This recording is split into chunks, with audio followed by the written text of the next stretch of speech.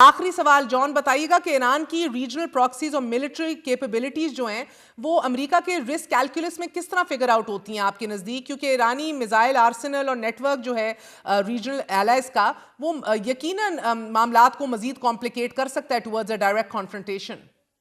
देखें, बहुत अच्छी आपने ऑब्जर्वेशन की कि एक्सटर्नल ये जो फैक्टर्स हैं, प्रॉक्सीज की जो बातें हैं, वो भी अफेक्ट करेंगी यूएस के डिसीजन में।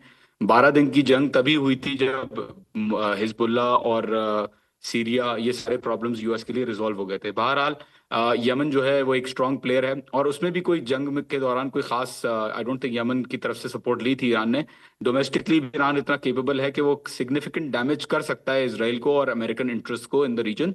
जहां तक आती है प्रॉक्सी वॉरफेयर की, आई डोंट थिंक प्रॉक्सीज के ऊपर अब ईरान रिलाई कर रहा है या प्रॉक्सी से कोई भी मदद फील हो रही है ईरान को। इनफैक्ट दूसरी कंट्रीज से भी रिलायंस की एक्सपेक्टेशंस नहीं है, except for strong allies like Pakistan and China and Russia.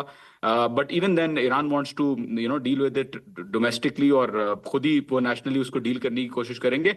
जहां तक बात रही ईरान की कैपेबिलिटीज की, तो आपको याद होगा 12 दिन की जंग में डोनाल्ड ट्रंप साहब ने ही कहा था कि प्लीज इसराइल आप वापस चले जाएं, और कतर के थ्रू पैगाम पहुंचाया था कि निगोशिएट कर लें, सीज फायर कर लें। तो कोई फायदा नहीं हुआ था आई थिंक उस वक्त भी, और इस वक्त भी कोई फायदा नहीं होगा अगर जंग होती है इस लेवल पे, क्योंकि ईरान को नुकसान कम होगा और यूएस और इसराइल को नुकसान ज्यादा होगा।